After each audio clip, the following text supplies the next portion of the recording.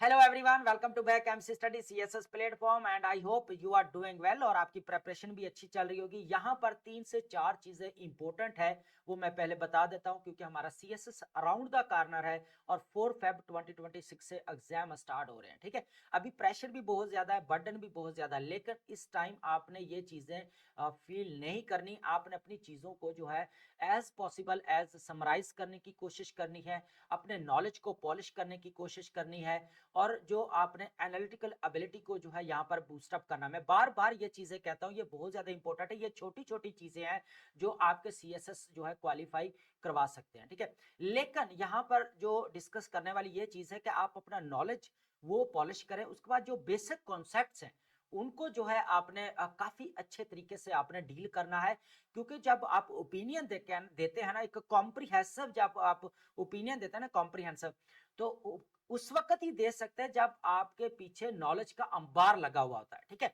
तो जब आपके पास नॉलेज होता है और बेसिक कॉन्सेप्ट क्लियर होते हैं तो आप ओपिनियन भी अच्छी देते हैं। अगर आपके पास नॉलेज सुपरफिशियल है तो सुपरफिशियल नॉलेज जो है फिर आप ओपिनियन जो देनी चाहिए वो यहाँ पर आप नहीं दे पाते। फिर आपकी जो ओपिनियन में या तो पर्सनल नजर आ रहा होगा या फिर इमोशनल चीज नजर आ रही होगी या फिर हार्श चीज यहाँ पर नजर आ रही। जो बैलेंस अप्रोच होनी चाहिए वो यहाँ पर फिर नजर नहीं आएगी। तो बेसिक कॉन्सेप्ट्स, नॉलेज को पॉलिश करना, और ये इंपॉर्टेंट है ओपिनियन देने के लिए, क्योंकि नॉलेज होना, क्योंकि ओपिनियन देखे सिंपल आप ओपिनियन तो देंगे नहीं। ओपिनियन देने के बाद आपने रेफरेंस देना है या एग्जाम्पल तो लाजमी देना है, क्योंकि अदरवाइज आपका जो ओपिनियन है वो तो एक खाली नजर आएगा, उसमें खालीपन नजर आएगा, एक जैसे हेल्थी होती है वो यहाँ पर नजर नहीं आती।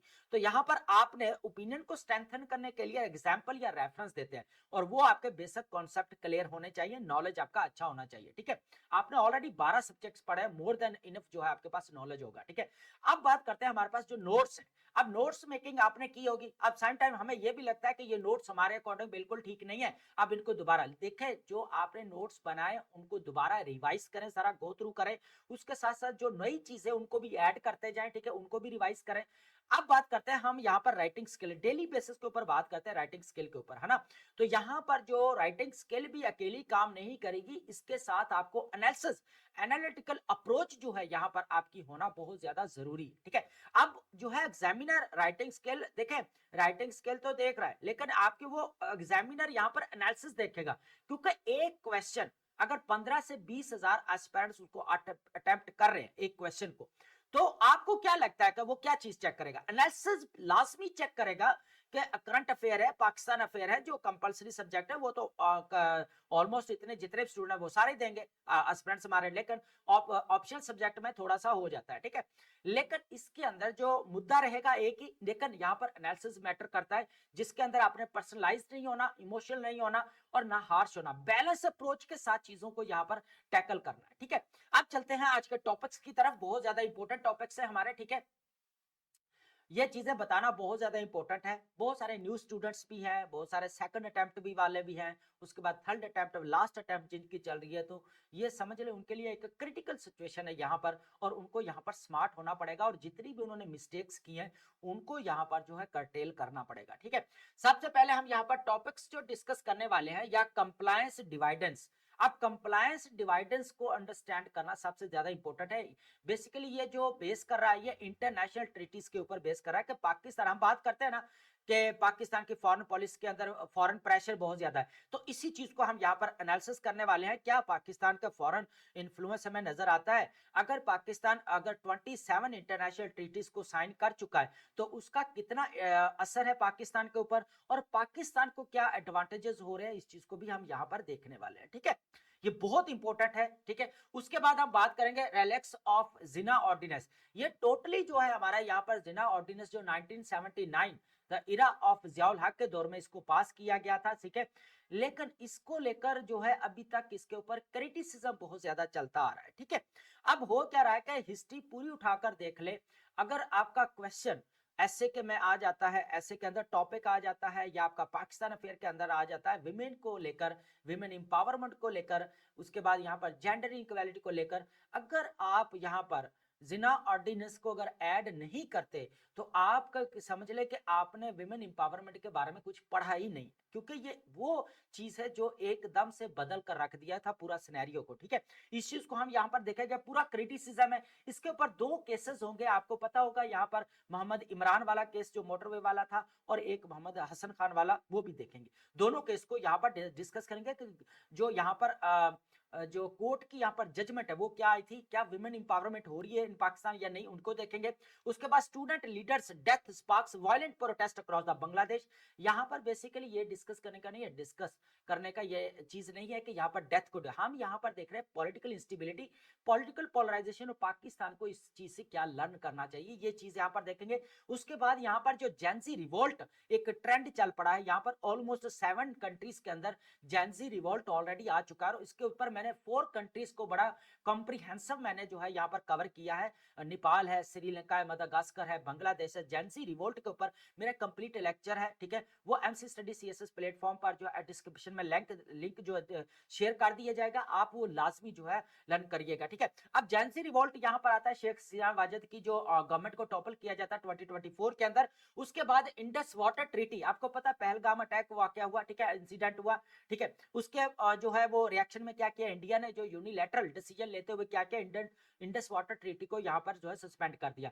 अब एक नई डेवलपमेंट आ रही है कि यहाँ पर अगर साउथ एशिया के अंदर इंस्टेबिलिटी क्रिएट हो जाएगी, अगर इंडस वाटर ट्रीटी को यहाँ पर जो है वो दोबारा बहाल नहीं किया गया, तो यहाँ पर ये जो रिमार्क्स है, ये हमारे डिप्टी प्राइम मिनिस्टर है इसहाक डार के जो है यहाँ पर हमें रिमार्क्स नजर आते हैं। ठीक है, उसके बाद हम यहाँ पर बात करेंगे इराक निगोशिएट न्यू कोलेशन। अभी आपको पता है इराक के अंदर यहाँ पर देखें, यहाँ पर ये नहीं कलेक्शन को डिस्कस कर, हम यहाँ पर ये देख रहे हैं कि यूएसए का प्रेशर हमें इराक में देखने को मिल रहा है। यहाँ पर आपको पता है कि ईरान और जो है वो अभी रिसेंटली यूएसए के दरमियान में वॉर हुई, फिर ईरान और इजराइल के दरमियान में। उसके बाद यहाँ पर अगर देखा जाए तो इराक के अंदर 2004 से जो है यूएसए का प्रेशर यहाँ पर बना हुआ है। सदर सदाम हुसैन को भी यहाँ पर क्या किया, फांसी, उनको हैंग किया गया, ठीक है, फांसी दी गई। ठीक है, तो इसको यहां पर अंडरस्टैंड करना। तो मिडिल ईस्ट के अंदर जो यूएसए की फॉरेन पॉलिसी है, हम तो बात करते हैं ना गजा को लेकर, अब बात करेंगे ईरान को लेकर के यूएसए की फॉरेन पॉलिसी गजा को लेकर या मिडिल ईस्ट को लेकर क्या है, ये हम एनालिसिस करने वाले हैं इस चीज का। ठीक है, सबसे पहले हम यहाँ पर डिस्कस करेंगे कंप्लायंस, यहाँ पर चीज कंप्लायंस डिवाइडेंड्स, इस चीज को हमने अंडरस्टैंड करना है, ये हमारे लिए काफी इंपॉर्टेंट चीज है। तो पहले इसको देखते हैं, फिर हम जो है नेक्स्ट आगे मूव करते हैं, शिफ्ट करते हैं। ठीक है, अब होता क्या है यहाँ पर, एक चीज मैं बता दूं का कंप्लायंस जो आपका डिवाइडेंड्स है वो हमें ये चीज यहाँ पर नजर आती है।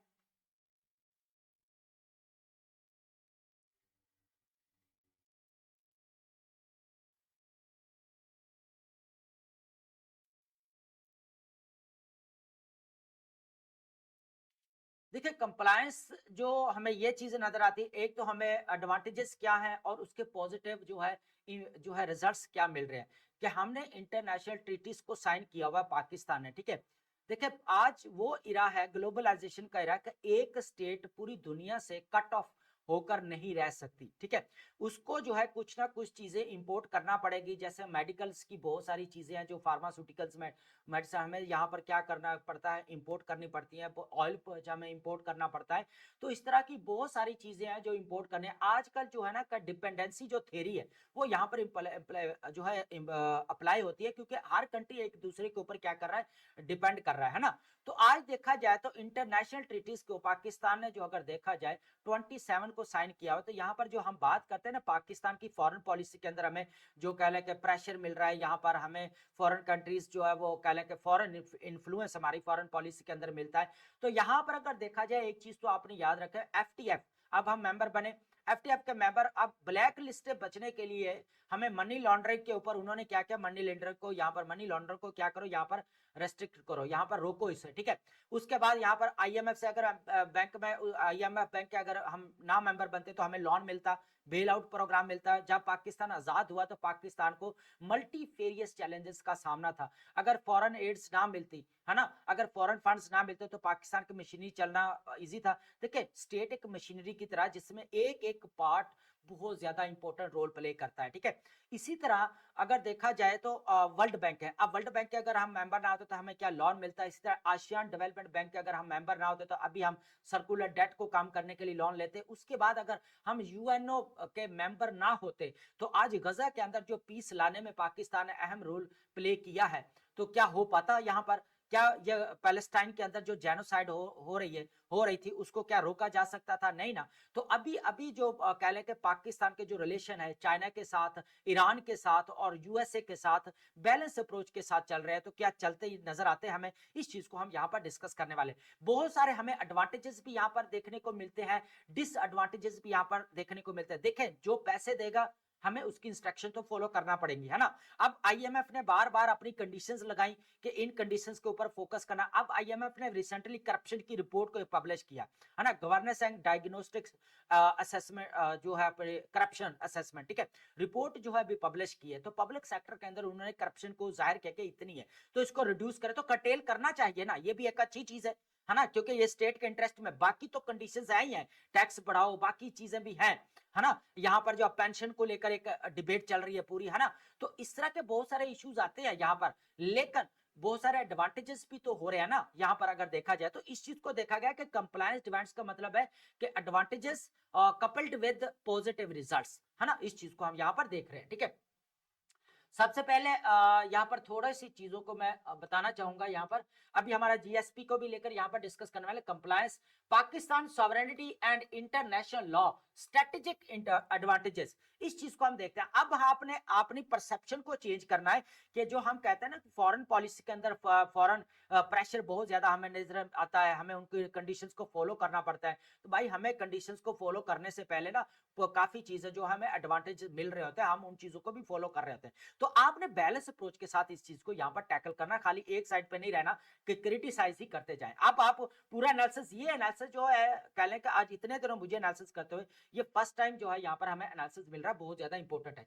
Pakistan sovereignty operates with in framework of voluntary international treaty commitments far from constraints. These commitments are strategic tools that enhance its global standing. आज आप भी देख ले कि पाकिस्तान को दुनिया के अंदर माना जाता है ना। आपका एटमी ताकत भी है पाकिस्तान, दुनिया के अंदर माना जाता है क्योंकि दुनिया के अंदर Pakistan at the same time बहुत सारे जो है यहाँ पर ऑर्गेनाइजेशंस का जो है कह ले के मेंबर है, यूएनओ है, वर्ल्ड बैंक है, आईएमएफ है, डब्ल्यूटीओ है आपका, ठीक है, ओसीईडी है, ठीक है, वर्ल्ड इकोनॉमिक फोरम है, इंटरनेशनल लेबर ऑर्गेनाइजेशन है। इस तरह बहुत सारे जो है यहाँ पर कह लें कि यहाँ पर ओआईसी भी है। अगर हम यहाँ पर देखें मुस्लिम वर्ल्ड के अंदर, तो अगर देखा जाए अब सीटो का भी रहा है, सीटो का भी मेंबर रहा है, ठीक है। उसके बाद यहाँ पर सार्क के अंदर भी रहा है, एससीओ के अंदर देख लें। तो पाकिस्तान का देख ले कि इंटरनेशनल ट्रीटीज अगर बात की जाए तो 27 हमें यहाँ पर जो है वो नजर आती है जो पाकिस्तान ने की है, ठीक है। अब यहाँ पर एससीओ को ज्वाइन किया तो यहाँ पर फायदा हो रहा है कि चाइना के साथ पाकिस्तान के रिलेशंस अच्छे हैं, ठीक है। यहाँ पर सी पैक जो है काम चल रहा है, ये पाकिस्तान के लिए एक अच्छा बेस्ट ऑप्शन है जो इकोनॉमी की तरफ जो हमारी पॉलिसी शिफ्ट हुई है, ठीक है। उसके बाद प्रोविंशियल इंप्लीमेंटेशन की यहाँ पर बात की गई है कि ये जितने भी लॉज हैं ये हर प्रोविंसेस में अप्लाई करने चाहिए यहाँ पर। अब देखिए एफटीएफ ने क्या कहा था कि मनी लॉन्ड्रिंग को यहाँ पर रोके, है ना। तो गलत बात तो नहीं थी, यहाँ पर रोकना चाहिए था क्योंकि मनी लॉन्ड्रिंग बहुत ज्यादा हो रही थी, तो इसको यहाँ पर रोकना चाहिए था, ये एक अच्छी चीज है, ठीक है। उसके बाद यहाँ पर देखा जाए treaty cells establish for compliance reporting 2013 के अंदर। अब ट्रीटी ऑब्लिगेशन की अगर बात की जाए, सबसे पहले extensive ratification of treaties highlights Pakistan deep engagement with global law. अब यहां पर देखा जाए जिस तरह पाकिस्तान ने 27 इंटरनेशनल ट्रीटीज को साइन किया, तो पाकिस्तान ग्लोबल लेवल के ऊपर पता चलता है कि पाकिस्तान जो ग्लोबल लॉज को या इंटरनेशनल लॉज को यहाँ पर फॉलो करता हमें दिखाई देता है। अगर फॉलो ना करता तो गजा के अंदर पीस आता, अगर फॉलो ना कर, अगर फॉर एग्जांपल अगर मेंबर ना होता तो क्या हमें आईएमएफ से यहाँ पर बेल आउट प्रोग्राम मिलता, वर्ल्ड बैंक से मिलता। अगर हम यहाँ पर बात करें आसियान डेवलपमेंट की बात करें, यहाँ पर क्या हमें वो यहाँ पर लोन देते हैं, $7 बिलियन जो है अभी हमारा चल रहा है, तो अभी हम और ले रहे हैं जो सर्कुलर डेट को यहाँ पर कटेल करना है। उसके बाद लीगल इंटीग्रेशन की बात की जाए, international law fundamental to governance not variable to be overlook, ठीक है। उनका पर्पस ये है कि गवर्नेंस को स्ट्रेंथन करना, इसके डजंट मीन कि वो ओवरलुक करें यहाँ पर, ठीक है। उसके बाद स्ट्रेटेजिक पोजीशन की बात की जाए, compliance boosts Pakistan reputation as a responsible state, है ना। पाकिस्तान ने अगर इंटरनेशनल ट्रीटीज को साइन किया या ग्लोबल लेवल के ऊपर जो है कह ले कि ट्रीटीज को जो है वो कह ले मेंबर बनाए, तो इससे जो है पाकिस्तान के रेपुटेशन में भी इजाफा हुआ है ना। ये भी एक चीज हमें यहाँ पर देखने को मिलती है। अब बात करते हैं यहाँ पर जीएसपी प्लस जो यहाँ पर हमें स्टेटस मिला है। अब जीएसपी यहाँ पर यूरोपीय यूनियन है जीएसपी स्टेटस अगर ना देती तो हम क्या करते हैं, हम यहाँ पर जो है वो किसको अपनी एक्सपोर्ट करते हैं हम। और टैरिफ ऑलरेडी आप देख ले कि दुनिया के अंदर बढ़ाए जा रहे हैं। आप यूएस से देख ले किस तरह इंडियन गुड्स एंड सर्विसेज के ऊपर, चाइनीज की गुड्स एंड सर्विसेज के टैरिफ वॉर लगी हुई है पूरी दुनिया के अंदर। लेकिन जीएसपी स्टेटस पाकिस्तान को मिला हुआ है कि लो टैरिफ रेट के ऊपर जितने भी डेवलपिंग कंट्रीज है वो अपनी यहाँ पर एक्सपोर्ट्स कर सकते हैं। और सबसे ज्यादा जो एक्सपोर्ट्स की जाती है पाकिस्तान की तरफ से टेक्सटाइल है, ठीक है। तो यहाँ पर ये चीज हमें नजर आ रही है। तो अब यहाँ पर फॉरेन अगर वो कह रहे हैं कि ये चीजें इंस्ट्रक्शंस तो मानना पड़ेंगी, है ना। फॉरेन पॉलिसी के अंदर इंस्ट्रक्शंस मानना पड़ेंगी, क्योंकि हम जो है हम हमें भी तो एडवांटेज हो रहा है ना उस चीज से, है ना। अब देखें दुनिया जो डिपेंडेंसी थियरी है ना वो यहाँ पर हमें नजर आती है कि दुनिया के जितने भी कंट्रीज है वो एक दूसरे के ऊपर डिपेंडेंट है। अगर आज बोले ना कि हमारा पाकिस्तान अलग होकर रह जाए, कोई भी देश है इंडिया बोले हम अलग होकर रह जाए, तो नहीं रह सकते, है ना। एक ग्लोबलाइजेशन का एरा चल रहा है अभी। द यूरोपीय union GSP status offer significant economic concessions, ठीक है। इकोनॉमिक कंसेशंस पाकिस्तान को यहाँ पर मिलती नजर आई थी, but requires Pakistan to implement 27 यहाँ पर international treaties across all its provinces to retain benefits beyond 2027। अब 2027 के अंदर जीएसपी स्टेटस को दोबारा जो एक्सटेंड किया जाएगा या नहीं किया जाएगा, इसके ऊपर अभी डिबेट नेक्स्ट आने वाली, ठीक है। अब होगा क्या कि ये 20 इंटरनेशनल ट्रीटीज है। अब यहाँ पर लास्ट टाइम ये भी कहा गया कि पाकिस्तान ह्यूमन राइट्स को यहाँ पर वायलेट किया जा रहा है। यहाँ पर बलूचिस्तान के अंदर देख ले जो सेपरेटिस्ट मूवमेंट चल रही है उनको लेकर अगर देखा जाए, केपी के अंदर देखा जाए तो बोला जा रहा है ह्यूमन राइट्स जो है यहाँ पर वायलेशन देखने को मिली। अब ये इंटरनेशनल ऑर्गेनाइजेशन यहाँ पर कह रही है, ठीक है। इस चीज को यहाँ पर करना पड़ेगा। सबसे पहले अगर देखा जाए एनवायरमेंटल प्रोटेक्शन की बात की जाए, the convention on international trade and endangered species curtailed houbara bustard, ये जो है एक एनिमल है, ठीक है, hunted and demonstrating treaty supremacy हमें यहाँ पर। अब एनवायरमेंटल प्रोटेक्शन की बात की जाए तो पाकिस्तान का एक फोरम यानी कि COP30, तो पाकिस्तान यहाँ पर जाके जो है यहाँ पर अपनी आवाज उठाता है यहाँ पर कि क्लाइमेट इनजस्टिस हो रहा है। हमें यहाँ पर जो है वो कह ले कि पाकिस्तान बहुत ज्यादा अफेक्टेड कंट्रीज है, दुनिया के अंदर फ्लड्स आ रहे हैं, नेचुरल डिजास्टर्स का सामना है। तो पाकिस्तान एक फोरम है ना कि जहां पर बात जाके कर सकता है पाकिस्तान, है ना। इंटरनेशनल ट्रीटी का फायदा तो हो रहा है यहाँ पर, है ना। कंप्लायंस डिवाइडेंस नजर आ रहा है ना यहाँ पर। लेबर स्टैंडर्ड की बात की जाए यहाँ पर अगर, तो आप देखें पाकिस्तान लेबर इंटरनेशनल ऑर्गेनाइजेशन का जो है यहाँ पर मेंबर है। अब मेंबर है तो अब उसकी इंस्ट्रक्शंस को फॉलो करना पड़ेगा, क्योंकि वो पूरी दुनिया के अंदर लागू होते हैं। पूरे इंटरनेशनल लॉज बने हुए जो हर नेशनल लेवल के ऊपर अप्लाई करने चाहिए, ठीक है। उसके बाद यहाँ पर कल्चरल प्रिजर्वेशन की बात की जाए, मोहनजोदड़ो है, हड़प्पा है, यूनेस्को ने इस चीज को यहाँ पर ऐड किया, अपने कल्चर हेरिटेज एज कंसीडर किया है, ठीक है। उसके बाद यहाँ पर जितने भी हमारे शाही किला है, लाहौर के बादशाही मस्जिद से लेकर जितने भी है सारी चीजों का यहाँ पर यह कल्चर है सारा हमारा, कि इसकी यहाँ पर प्रिजर्वेशन हमें यहाँ पर देखने को मिलती है। ट्रांसनेशनल क्राइम की अगर बात की जाए, UNO convention against transnational organised crime strengthen mechanism against human smuggling, ठीक है। अब इंटरपोल है, हमें इंटरनेशनल यहाँ पर अगर देखा है पुलिस उसके साथ कनेक्टिविटी है, तो कोई भी है यहाँ पर क्रिमिनल को जो है वापस लाना, उसको अरेस्ट करना काफी इजी होता है। अगर यहाँ पर ना है तो कोई लोग बाहर निकल के भाग जाए फिर वापस ही ना, उनको लाना इम्पॉसिबल हो जाए, ठीक है। तो अब यहाँ पर यह भी देखना है कि हमें इंटरनेशनल ट्रीटीज में अगर साइन की है, फॉरेन इन्फ्लुएंस, आईएमएफ की इंस्ट्रक्शंस, वर्ल्ड बैंक इंस्ट्रक्शंस, इनके देखा जाए तो लॉ यहाँ पर इंप्लीमेंटेशन हमें करना पड़ते हैं स्टेट के अंदर, ठीक है। इसी वजह से हम कहते हैं कि फॉरेन पॉलिसी के अंदर इन्फ्लुएंस नजर आता है। लेकिन उसके साथ साथ पाकिस्तान को भी एडवांटेजेस हैं। और एट द सेम टाइम मैंने पहले भी कहा कि गजा के अंदर पीस आया, अभी फॉरेन रिलेशंस पाकिस्तान के अच्छे चल रहे हैं, ठीक है। चाइना के साथ same at the same time जब राइवलरी, जियोपॉलिटिकल राइवलरी चल रही है यूएसए और चाइना की, चाइना के साथ रिलेशन अच्छे चल रहे हैं, चाइना का सी पैक भी चल रहा है, ईरान के साथ जो गजा के अंदर मिडिल ईस्ट के अंदर जो लेकर इशू चल रहा है, ठीक है। लेकिन ईरान और यूएसए की नहीं बनती, फिर भी यहाँ पर जियोपॉलिटिकल राइवलरी है उनकी। लेकिन पाकिस्तान और ईरान का भी रिकैलिब्रेशन हुई, उसके बाद पाकिस्तान और यूएसए की रिकैलिब्रेशन। अभी जो बात की जा रही है रशिया के साथ रिकैलिब्रेशन की बात हो रही है, री अप्रोचमेंट की बात हो रही है, ये हम लास्ट जो है यहाँ पर डिस्कस कर चुके हैं, ठीक है। क्या हमें ये चीजें नजर, फाइनेंशियल एक्शन की बात की जाए तो अब एफटीएफ क्या, हम ब्लैक लिस्ट से बचने के लिए हमने कितने ट्राइज किए, उनके लॉज को यहाँ पर पास किया है ना। अब मनी लॉन्ड्रिंग को रोकना कोई बुरी बात तो नहीं है ना, रोकना चाहिए क्योंकि हमारी इकॉनमी यहाँ पर उसकी वजह से स्टैग्नेट हमें नजर आती है, ठीक है, ठीक है। अब यहाँ पर जमूद हो जाते हैं या क्राइसिस, इकोनॉमिक क्राइसिस हमें नजर आता है, इकोनॉमिक इंस्टेबिलिटी आप कह सकते हैं, sorry. FTF compliance requirements reformed law enforcement and regulatory bodies to combat money laundering. तो ये क्या बुरी चीज है, ये भी एक अच्छी चीज है कि मनी लॉन्ड्रिंग से यहाँ पर कम्बैट करना चाहिए, ये एक अच्छी चीज है यहाँ पर हमें नजर आती है, ठीक है। उसके बाद अब अगर बात है डिप्लोमेटिक गेन्स की बात की जाए तो पाकिस्तान, मैंने पहले कहा कि अपने रिलेशंस, इससे ये फायदा हो रहा है कि दुनिया के इंटरनेशनल ट्रीटीज के जो यहाँ पर कह लें कि मेंबर होने से फायदे तो हो रहे हैं ना, कि आज पूरी दुनिया के साथ जो रिलेशंस पाकिस्तान के कोर्डियल रिलेशन चल रहे हैं, हमें देखने को मिल रहे हैं, ठीक है। उसके बाद हम बात करेंगे रिलैक्स, अब पूरा क्रिटिसिज्म है इसके ऊपर जिना ऑर्डिनेंस। अगर किसी ने यहाँ पर इसको पहले नहीं पढ़ा हुआ तो वो लाजमी जो है इसको अंडरस्टैंड करने की कोशिश करे, ठीक है। सॉरी,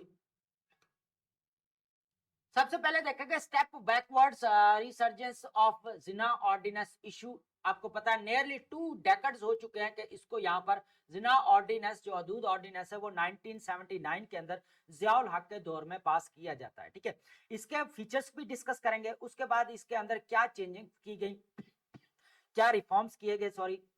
उसके बाद अभी जुडिशरी ने कह लें कि यहाँ पर 2 केसेस की यहाँ पर जजमेंट्स दी हैं, उनको यहाँ पर एनालाइज करेंगे, ठीक है। हमें एक बार फिर जो है यहाँ पर जो जिना ऑर्डिनेंस की वाइब्स यहाँ पर जो है वो आती हुई नजर आ रही है इस ओपिनियन के अकॉर्डिंग, ठीक है। सबसे पहले यहाँ पर अगर देखा जाए revolting to deeply flawed dispensation of justice seen under the जिना ऑर्डिनेंस, वही फिर दोबारा चीजें रिपीट हो रही है। This oppressive law brought immense notoriety of to Pakistan and was major instrument of injustice against women। तो यहाँ पर हमें जो इनजस्टिस नजर आता है, विमेन एम्पावरमेंट यहाँ पर हमें नजर नहीं आती पाकिस्तान के अंदर, तो ये जिना ऑर्डिनेंस ने एक बड़ा कह लें कि यहाँ पर निटोरियसली जो रोल प्ले किया यहाँ पर हमें देखने को मिलता है। सबसे पहले इसके फीचर्स को अंडरस्टैंड करते, कैरेक्टरिस्टिक्स क्या क्या किए। सबसे पहले देखें क्रिमिनलाइज्ड जिना, अडल्ट्री या फॉर्निकेशन। अब फॉर्निकेशन का मतलब होता है बदकारी, अडल्ट्री, ठीक है उसका।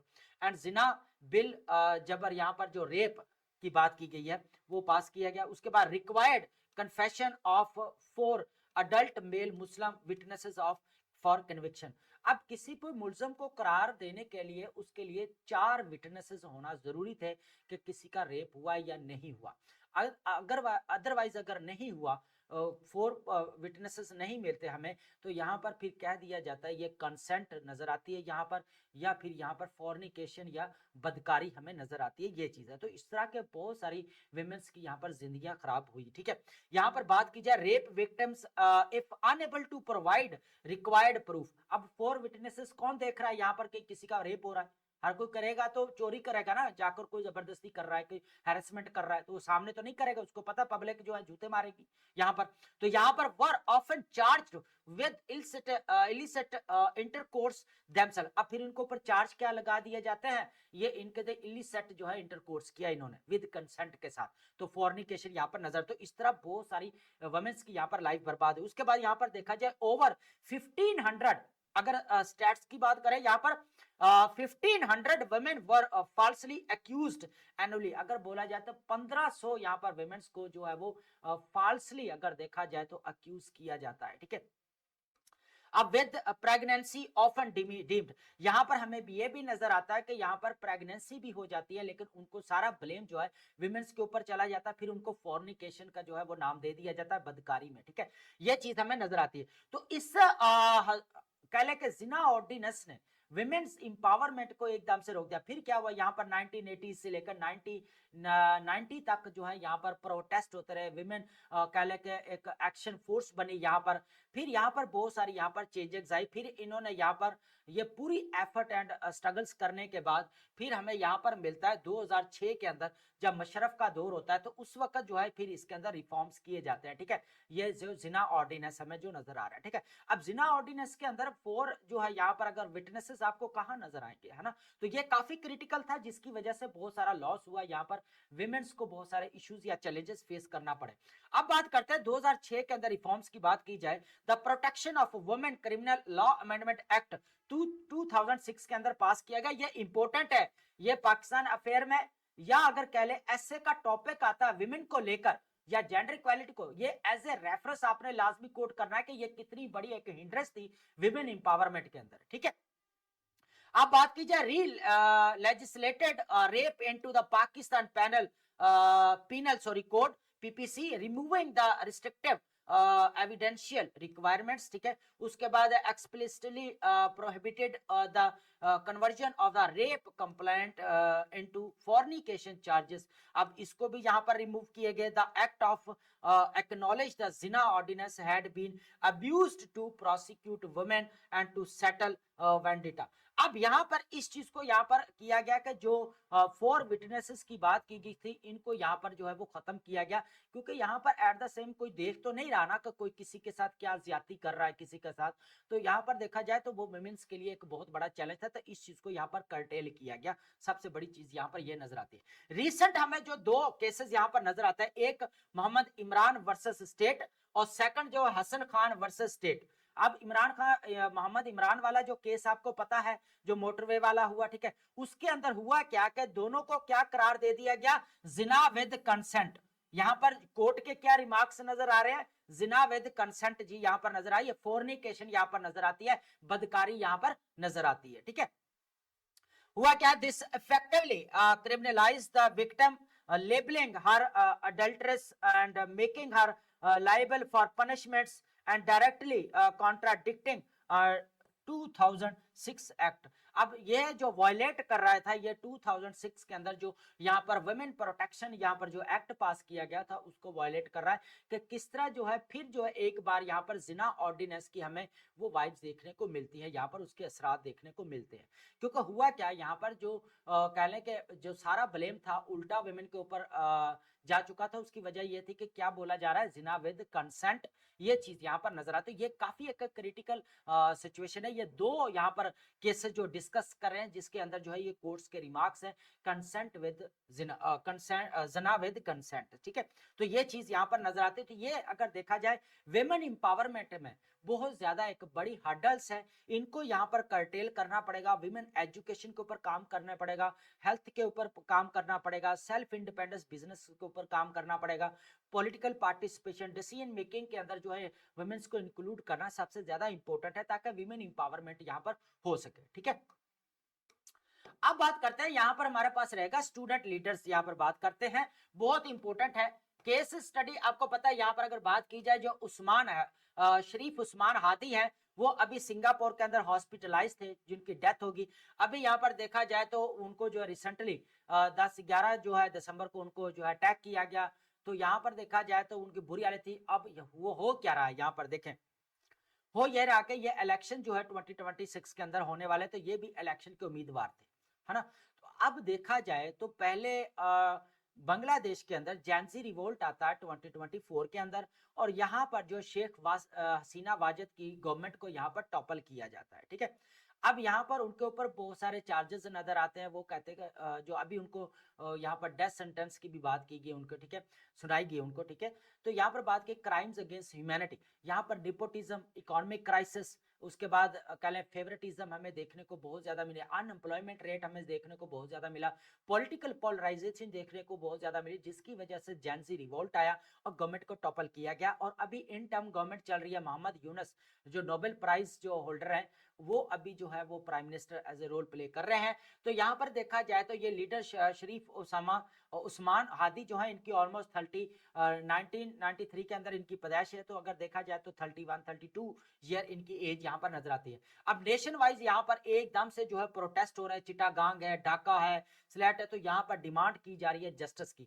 अब यहाँ पर कुछ और भी देखा जाए तो अभी रिसेंटली यहाँ पर प्रोटेस्टर्स हुए कि शेख हसीना वाजिद को जो इंडिया के अंदर अभी मुकीम है, उनको जो है वो डिमांड की जा रही थी कि वापस यहाँ पर अपने बांग्लादेश भेजा जाए और उनको यहाँ पर सजा देनी चाहिए। तो ये भी प्रोटेस्ट हो रहा है। उसके बाद मीडिया ऑफिस अटैक्स, यहाँ पर बहुत सारा नुकसान हुआ डेली स्टार्स को लेकर।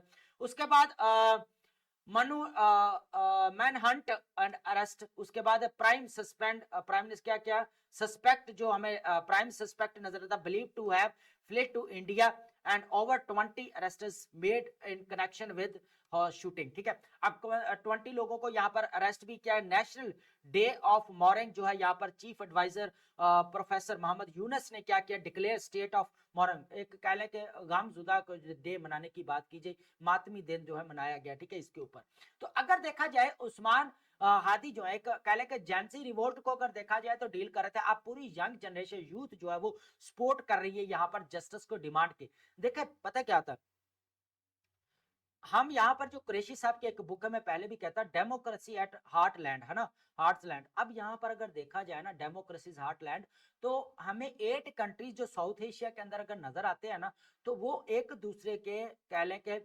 मिस्टेक से लर्न करना चाहिए। अगर एक स्टेट ये मिस्टेक कर रही है तो दूसरे को एज ए केस स्टडी लेकर लेसन जो है वो लेना चाहिए कि यहाँ पर जो है पॉलिटिकल पोलराइजेशन, पॉलिटिकल इंस्टेबिलिटी की वजह से क्या जो है यहाँ पर लॉस हुआ है। तो अभी अगर देखा जाए पाकिस्तान के अंदर भी 60 to 65 जो है परसेंट अगर देखा जाए तो यहाँ पर हमें यूथ नजर आती है। ठीक है, तो यहाँ पर जो एक डेमोग्राफिक डिवाइडेंस हमें यहाँ पर नजर आता है, तो ये काफी इंपॉर्टेंट है कि यहाँ पर पॉलिटिकल इंस्टेबिलिटी, अनएम्प्लॉयमेंट रेट को खत्म किया जाना चाहिए, इकोनॉमिक क्राइसिस उनको खत्म करना चाहिए, यहाँ पर रिड्यूस करना चाहिए। उसके बाद यहाँ पर जो ट्रांसपेरेंसी और अकाउंटेबिलिटी के इश्यूज को लेकर, जुडिशियल सिस्टम को लेकर यहाँ पर जो तहफुजात है, इन चीजों को यहाँ पर जो है वो देखना पड़ेगा और इनके अंदर ट्रांसपेरेंसी इंश्योर करवाना जरूरी है। तो यहाँ पर अगर हमने अपने पाकिस्तान अफेयर या करंट अफेयर में बांग्लादेश को एज ए रेफरेंस जो है यहाँ पर कोट करना है कि यहाँ पर जैंसी रिवोल्ट कैसे आया, शेख वजीर हसीना वाजिद को यहाँ पर डेथ सेंटेंस सुनाया गया, अभी इलेक्शंस होने वाले हैं। ठीक है, तो ये सारी चीजें जो है बहुत ज्यादा इंपॉर्टेंट है, तो ये आपने लाजमी इनको गो थ्रू करना है। अब बात करते हैं यहाँ पर इंडस ट्रीटी वाटर जो है यहाँ पर जो हमें नजर आती है, इस चीज को हम यहाँ पर देखते हैं। ठीक है, अब हुआ क्या यहाँ पर पाकिस्तान देखें, पाकिस्तान के रीजनल लेवल के ऊपर देखा जाए तो हाइड्रोपॉलिटिक्स हमें यहाँ पर देखने को मिलती है। हाइड्रोपोलिटिक्स इंडिया तो कर रहा है, लेकिन अफगानिस्तान भी हाइड्रोपॉलिटिक्स कर रहा है काबुल रिवर के ऊपर। ये भी ऑलरेडी मैं इसके ऊपर कवर कर चुका हूं लेक्चर, वो लाजमी लीजिएगा। इंडस ट्रीटी वाटर अगर देखा, violation can destabilise south Asia. अब जो यहाँ पर डिप्टी प्राइम मिनिस्टर है हमारे पाकिस्तान के इसाक डार, उन्होंने एक बड़ा क्लैरिटी के साथ बोला है कि अगर यहाँ पर जो है इंडस वाटर ट्रीटी को दोबारा बहाल ना किया गया तो यहाँ पर साउथ एशिया के अंदर जो इंस्टेबिलिटी क्रिएट हो सकती है यहाँ पर, तो ये इंपॉर्टेंट है। अब ये इसके पीछे रीजन क्या है, अब देखें पहलगाम अटैक, अब यहाँ पर कह लें कि ऑलमोस्ट 4 to 5 वॉर जो है यहाँ पर पाकिस्तान और इंडिया के दरमियान में हो चुकी है। अभी रिसेंटली जो है आर्टिफिशियल इंटेलिजेंस वॉरफेयर हुई है दोनों कंट्रीज के दरमियान में। अब उसकी रीजन क्या थी पीछे, पहलगाम अटैक। इस तरह के पहले भी अटैक हो चुके हैं, Pulwama attack, Balakot attack, Yuri attack, इस तरह के पहले काफी जो है यहाँ पर जो है वो कॉन्फ्लिक्ट क्रिएट हो चुके हैं। ठीक है, एस्केलेट हो चुके हैं। लेकिन पहलगाम अटैक का वाकया होता है यहाँ पर, तो यहाँ पर इंडिया क्या करता है कि इंडस वाटर ट्रीटी को यूनिलैटरल डिसीजन लेते हुए क्या करते हैं, यहाँ पर उसको सस्पेंड कर देता है ना, कि यहाँ पर जो है और कोई चीज नहीं मिलती, सस्पेंड कर देता है दोबारा। देन फिर क्या होता है, ऑपरेशन सिंदूर स्टार्ट करता है यहाँ पर। तो देखा जाए तो दोनों कंट्रीज के दरमियान कॉन्फ्लिक्ट यहाँ पर स्टार्ट हो जाता है। अब ट्रीटी ब्रीचेस की बात की जाए तो, वॉयलेट की बात की जाए तो, चिनाब रिवर के अंदर देखा जाए जो फ्लो है वाटर का, देखिए पानी का रुख नहीं मोड़ा जा सकता, लेकिन पानी के जो फ्लो है उसको रिड्यूस किया जा सकता है। और यही चीज जो है हाइड्रोपॉलिटिक्स के अंदर आ रही है, रीजनल लेवल के ऊपर जो काबुल के अंदर हो रहा है, सॉरी जो काबुल रिवर के ऊपर हो रहा है, जो अफगानिस्तान कर रहा है, इसी तरह जो है यहाँ पर इंडिया हमें देखने को मिल रहा है, जो ये चेनाब के अंदर फ्लो जो अपना हाइड्रो प्रोजेक्ट्स जो है यहाँ पर लग रहा है। ठीक है, जितने भी बागलेर डैम से लेकर जितने बड़े प्रोजेक्ट है। ठीक है, सिवियर कॉन्सिक्वेंसेज यहाँ पर बड़ी क्लैरिटी के साथ कहा है कि यहाँ पर disruption, reduced water for irrigation in Punjab, affecting wheat crops, sorry threatening food security and livelihoods. तो ये यहाँ पर हमें चैलेंजेस देखने को मिल रहे हैं। Call for action, Pakistan urges international community to press India for Indus water treaty restoration and warning of dangerous precedents for international law. तो ये चीज बड़ी क्लैरिटी के साथ पाकिस्तान ने कह दी है कि यहाँ पर इसको दोबारा जो है रिस्टोर किया जाना चाहिए। इंटरनेशनल यहाँ पर कंसर्न की बात की जाए यहाँ पर UN experts and voice concern की बात की जाए तो परमानेंट जो कोर्ट ऑफ आर्बिट्रेशन है, उसके बाद न्यूट्रल एक्सपर्ट्स ग्रुप्स हैं, उसके बाद यहाँ पर जो मेडिएटर रोल प्ले किया वर्ल्ड बैंक ने, इनको दोबारा यहाँ पर रोल प्ले करना चाहिए और इंडस वाटर ट्रीटी को यहाँ पर जो है यहाँ पर रिस्टोर करने की बात की जा रही। तो ये एक नई डेवलपमेंट है यहाँ पर, ठीक है। ऑलरेडी इसके ऊपर लिटरेचर बहुत ज्यादा है, आपने बहुत ज्यादा पढ़ा हुआ है, लेकिन ये एक रिसेंटली जो है यहाँ पर वार्निंग यहाँ पर बात हुई, जो साउथ एशिया के अंदर इंस्टेबिलिटी की जो बात करते हैं ना, पहले हम बात करते हैं यहाँ पर जो टोटल कह लें कि यहाँ पर वेपन्स को लेकर, है ना, कि आर्टिफिशियल इंटेलिजेंस जो वॉर हुई है, उसके बाद यहाँ पर देखा जाए डिफेंस सिस्टम को स्ट्रॉन्ग किया जा रहा है, मिलिट्री को यहाँ पर स्ट्रॉन्ग किया जा रहा है, ठीक है। डे बाय डे जो है कह लें कि न्यू से न्यू जो है सुपरसोनिक हाइपरसोनिक जैसे मिसाइल्स यहाँ पर डेवलप किए जा रहे हैं रीजनल लेवल के ऊपर साउथ एशिया के अंदर। तो यहाँ पर देखें तो इसके अलावा भी देखा जाए तो हाइड्रोपॉलिटिक्स एक बहुत बड़ा चैलेंज है साउथ एशिया के अंदर। इस चीज को भी यहाँ पर खत्म करना पड़ेगा, क्योंकि अफगानिस्तान भी यही चीज इधर से कर रहा है काबुल रिवर के ऊपर। अब हम बात करते हैं इराक निगोशिएशंस, हमें यहाँ पर जो नजर आते हैं, इस चीज को हम देखेंगे जो अभी आपको पता है इराक के अंदर अभी रिसेंटली लास्ट मंथ में क्या हुआ है, इलेक्शंस हुए हैं। यहाँ पर अभी भी गवर्नमेंट जो एक बननी चाहिए वो एक यहाँ पर नहीं बनी, लेकर यहाँ पर यूएसए का प्रेशर और यूएसए का इन्फ्लुएंस हमें देखने को यहाँ पर मिल रहा है। इस चीज को हम यहाँ पर देखेंगे। ये काफी इंपॉर्टेंट आर्टिकल्स हैं कि मिडल ईस्ट के अंदर जो यूएसए की फॉरेन पॉलिसी है उसको लेकर यहाँ पर डिबेट जो आपका एनालिसिस है वो यहाँ पर मैटर करता है। मे बी एग्जाम के अंदर पूछा भी जाए तो आपको ये नहीं कि खाली गजा के अंदर ही आप लोग को डिस्कस करना है कि गजा का मिला हुआ है, पैलेस्टाइन और इजराइल मिला हुआ है, बस इसको ही जो हमने कैच के रखना है। यहाँ पर और भी बहुत सारी डेवलपमेंट्स हुई हैं, जैसे यहाँ पर कह ले कि ईरान और कह ले कि यूएसए के दरमियान में वॉर हुई। यहाँ पर जो यूएसए ने जो न्यूक्लियर फैसिलिटीज थी ईरान की उनके ऊपर अटैक किया। फिर क्या हुआ यहाँ पर अभी रिसेंटली क्या हुआ यहाँ पर ईरान, और रिसेंटली तो नहीं अभी काफी देर रिसेंटली जो है वो अभी कह ले कि इराक के अंदर इन्फ्लुएंस प्रेशर हमें नजर आ रहा है। ये रिसेंटली नहीं है, हिस्टोरिकल अगर उठाकर देखा जाए 2004 से यह जो है वो यहाँ पर यूएसए की ईरान के अंदर जो इराक के अंदर जो है यहाँ पर हमें इन्फ्लुएंस या इसके यहाँ पर देख ले हेजमनी देखने को मिल रही है यहाँ पर, ठीक है।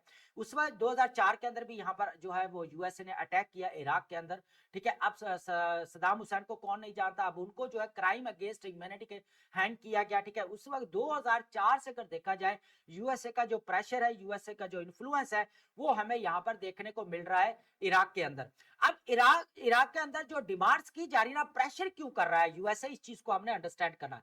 सबसे पहले यूएसए जो यहाँ पर डिमांड कर रहा है ना, वो Washington insist on exclusion and dismantling Iran backed armed groups. वो कह रहा है कि ईरान की जो सपोर्ट है ना, यहाँ पर जो ग्रुप्स है उनको यहाँ पर क्या किया जाए, डिसमेंटल किया जाए। यूएसए की ये डिमांड्स हैं और ये प्रेशर है उनका।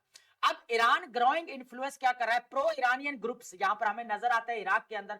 अब देखा जाए सदाम हुसैन के दौर में ईरान और इराक की भी वॉर लगी रही है, गल्फ वॉर हमें देखने को मिलती है अगर हिस्टोरिकल में देखा जाए। लेकिन अब क्या हमें चीजें नजर आ रही है कि ईरानियन का उधर इन्फ्लुएंस वो हमें यहाँ पर नजर आ रहा है। यहाँ पर इंक्लूडिंग ब्लैक लिस्टेड हैश्ड अल शबी जो यहाँ पर फैक्शन ग्रुप है, यहाँ पर now hold increase parliamentary presence.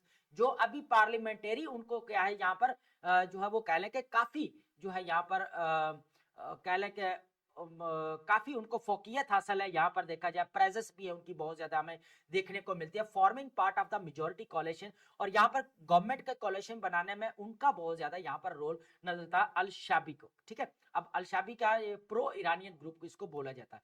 Economic priorities की बात की जाए तो इराक के अंदर इकोनॉमिक प्रॉस्पेरिटी हमें देखने को नहीं मिलती, क्योंकि ये एक वो जगह थी जिसके अंदर सबसे पहले यहाँ पर वॉर्स स्टार्ट होती है और फिर जो है यहाँ पर इकोनॉमिक क्राइसिस हमें देखने को मिलता है। अब ईरान और यूएसए दोनों के प्रेशर में जो है यहाँ पर इराक जो अपनी जिंदगी गुजार रहा है, यह अगर सिंपल बोला जाए। अब रीजनल स्टेबिलिटी की बात की जाए, the outcomes of Iraq's government formation is crucial for its internal development and broader Middle East stability, ठीक है।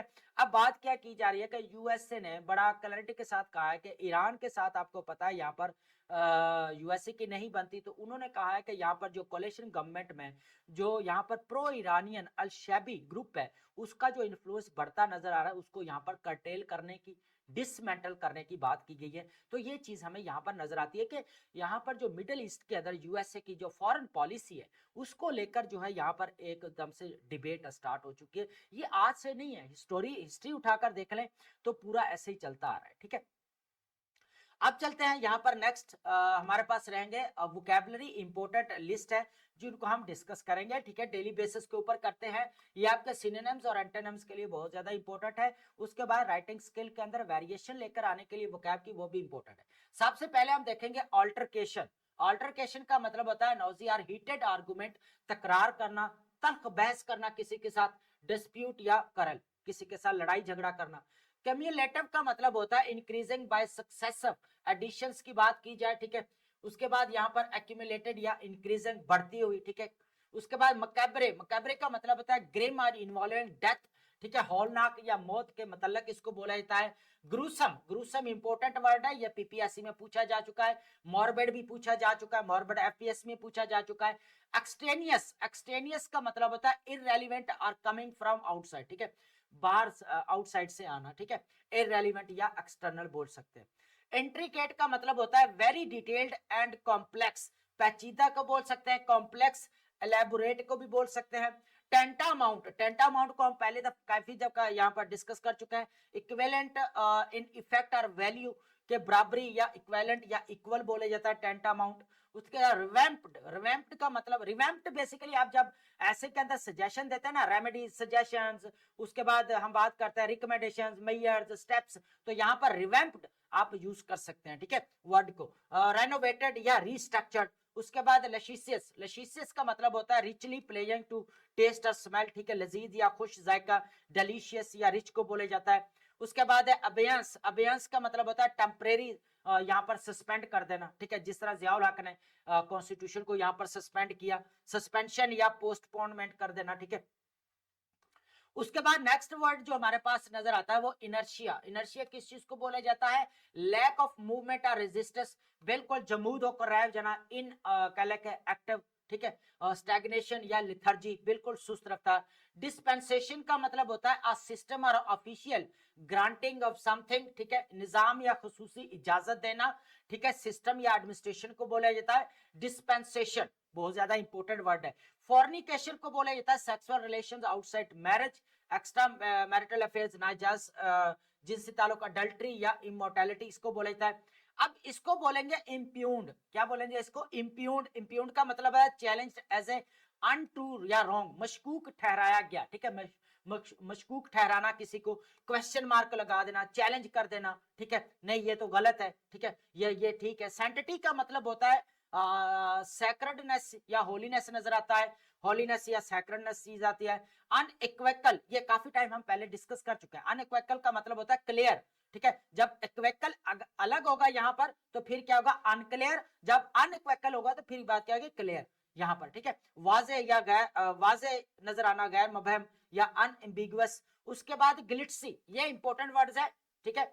ग्लिट्सी क्या क्या मतलब है? ग्लिट्सी शोई या फ्लैशी को बोला जाता है, चमकदार, दिखावे वाला। ग्लिट्सी क्या होता है? यहाँ पर चमकदार को बोला जाता है फ्लैशी। उसके बाद शोई।